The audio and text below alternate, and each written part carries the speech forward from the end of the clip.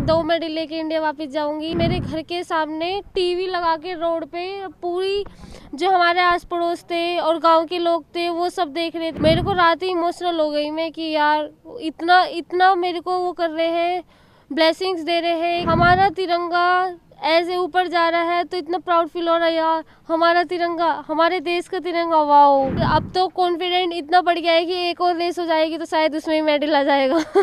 अभी बहुत proud feel हो रहा है, अब हो रहा है यकीन, अब खुशी हो रही है बहुत कि मैं 2 मेडल लेके इंडिया वापस जाऊंगी। और मेरा इंडिया से मतलब बहुत फ़ोन भी आ रहे हैं कि हम आपका बहुत वेट कर रहे हैं, हम आपको लेने आएंगे।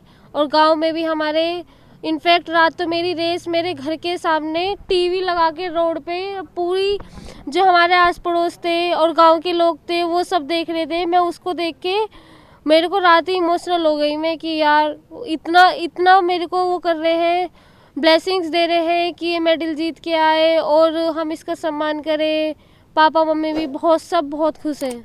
मैं आपसे ये पूछना चाहूँगा कि लोग पूरी जिंदगी लगा देते हैं और नहीं ला पाते, जैसे मैंने बोला आप पहली भारत की पैरा एथलीट हैं जी, जिन्होंने एक ओलंपिक में 2 मेडल जीता। ओलंपिक में वो बनी मनु भाकर जी, पैरा शूटिंग में बनी अवनी लखाड़ा, पैरा एथलेटिक्स में आप बनी है। तो आप 3 महिलाओं ने इतिहास रच दिया। इस इतिहास को रच के कैसा लग रहा है? सब बहुत प्राउड फील हो रहा है। अभी तो मैं उनको भी कॉन्ग्रेचुलेसन करना चाहूँगी, मिस मन्नू भाकर दी को और अवनी लखेड़ा दी को बहुत बहुत कॉन्ग्रेचुलेसन। आप मतलब सबकी ब्लेसिंग्स रहती हैं, जब मेहनत और ब्लेसिंग जब साथ रहती है तब सब कुछ मुमकिन हो जाता है। और अपनी प्रैक्टिस तो मतलब हम जी तोड़ के करते हैं, इसी दिन के लिए हम प्रैक्टिस करते हैं और हम सोचते हैं कि चलो आज ये दिन आ गया। हमें घबराहट तो होती है लेकिन हम इतने साल से जो हम प्रैक्टिस करते हैं फिर हमें ये सोचना पड़ता है कि यार हम क्यों डर रहे हैं इतना, हमने इसी दिन के लिए तो इतनी मेहनत की थी। अगर हम आज ही डर गए तो सब कुछ ख़त्म हो जाएगा। आज हमें नहीं डरना है, आज हमें सब कुछ करना है।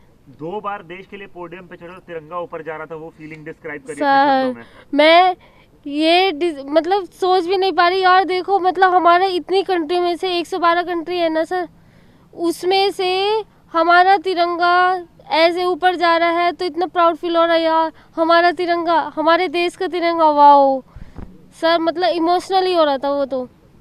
बिल्कुल। और यहाँ पर आपको हमेशा यही बोला जाता है कि आप उस इवेंट में कम्पीट करते हैं, यहाँ यूसेन बोल्ट कम्पीट करते हैं 100 मीटर 200 मीटर। तो ये सुन के लगता है कि आप इंडिया की पैरा एथलेटिक्स की यूसेन बोल्ट हैं, ये सुन के लोग बोलते हैं। तो कैसा लगता है सर? अभी तो यहाँ पे फील हो रहा है, जैसे आप लोग मुझे बता रहे हो तो प्राउड फील हो रहा है, लेकिन अभी ज़्यादा फील तब होएगा वहाँ पे जाके, इंडिया जाके पता लगेगा कि क्या है, कितना सम्मान मिल रहा है। देश में आपका इतना जो आपको लोग अभी से वेट कर रहे हैं कि आप जल्द से जल्द वापस आएंगी। तो लेकिन मुझे ये बताइए आप कि आप इन चीज़ों के लिए तैयारी कैसी रही, यहाँ तक पहुँचने में आपको सपोर्ट किसने किया? मेरे को सपोर्ट सर सबसे पहले तो हमारी पीसीआई है जो हमें इतना सपोर्ट कर रही है। वो हमें पीसीआई तो हमें यहाँ तक लेके आती है। और उसके बाद जो मुझे सपोर्ट मिला है ओजीक्यू से सपोर्ट मिला है सर। ओजीक्यू मुझे इतना सपोर्ट करते हैं, बस वो बोलते हैं कि आप इंजरी फ्री रहो और अपना मतलब मेहनत करते रहो, बस प्रैक्टिस करते रहो। आप हमें कुछ नहीं चाहिए, जो आप हमसे बोलोगे, जो भी आपसे हमें नीड है कि जैसे इक्विपमेंट की या फिर कुछ भी, तो आप हमें बोलो। डाइटिशियन जो हमारी है तेजिंदर मैम है और मेरे मैनेजर अर्नव सर है, फिजियो मयंक सर है, वो हमें बिल्कुल एक उस पर खड़े रहते हैं सपोर्ट में।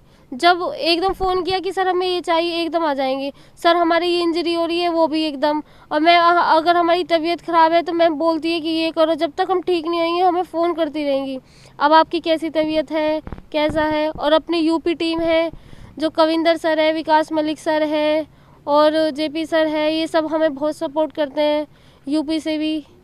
उसके लिए बहुत थैंक यू जो आप हमें इतना सपोर्ट कर रहे हो। अपनी साई भी हमें बहुत सपोर्ट कर रही है, टॉप्स। 2 मेडल जीतने के बाद देश को कोई खास संदेश? सर अब तो कॉन्फिडेंट इतना बढ़ गया है कि एक और रेस हो जाएगी तो शायद उसमें ही मेडल आ जाएगा। अब तो ये है कि क्योंकि सर जब हम नेगेटिव सोचते हैं ना कि हमसे नहीं हो पाएगा तो वो होता ही नहीं है।